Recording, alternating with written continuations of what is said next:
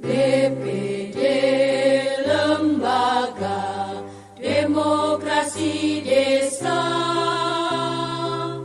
Wakil Masyarakat Desa,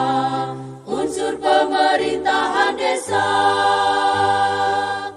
wujudkan pemerintahan demokrasi,